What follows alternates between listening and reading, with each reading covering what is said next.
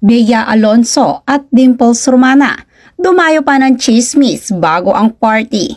Nakakatuwang ibinahagi ni Bea Alonso ang kanilang mga bonding ng kanyang kaibigan na sila Dimples Romana at Beatrice. Ayon nga kay Bea, nagchismisan muna sila bago magpa-picture. Bahagi ng kanyang naging caption kasama ang masasayang larawan nila ng kanyang mga kaibigan. Chismisan muna bago magpa-picture. Thanks Aki and Beatrice for inviting us to my inaanak's first birthday celebration. Ang saya ng Sunday ko.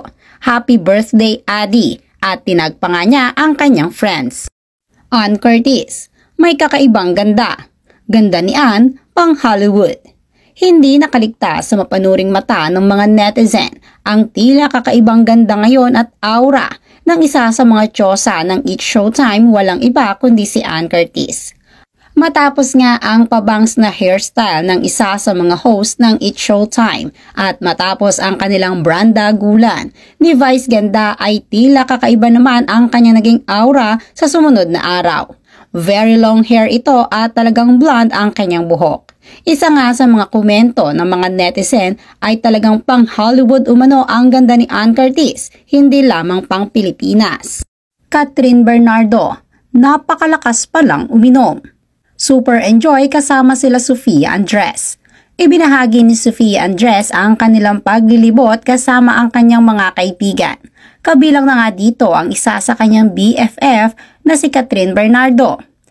Base nga sa mga photos na ibinahagi ni Sofia Andres sa kanyang social media, makikita dito na talagang super enjoy ang kanyang BFF kasama ang kanyang mga kaibigan. Bukod dito ay ibinahagi din ni Sofia ang pag-inom ng tequila ni Catherine Bernardo. Spotted din ang partner o boyfriend ni Sofia na si Daniel Miranda. Kim Chu, proud sa sinulog ng Cebu. Ibinandera ang ganda ng isang Cebuana. Sa kanyang social media, 2 araw ang nakalipas matapos ang Sinulog Festival, ay nagbahagi naman ang Chinita Princess ng kanyang mga larawan kung saan naibida na nga ito bilang isa sa kanyang performance. Ayon nga sa kanyang naging caption, bahagi nito, as a proud Cebuana, happy sinulog sa inyong tanan. Bahagi pa ng kanyang naging caption, on this special day, may the Santo Niño bless with you with peace, prosperity, and a heart full of gratitude. Sinulog Pete Senyor. Viva Senyor Santo Niño! Old photos nila Richard Gutierrez at Raymond, napaka-cute pala. Ibinahagi sa social media ng ate ni Richard at ni Raymond na si Rufa Gutierrez ang kanilang mga old photos para sa kanilang pagbati ng birthday ng kambal. Ayon nga kay Rufa, growth is beautiful. Good things are coming in 2024.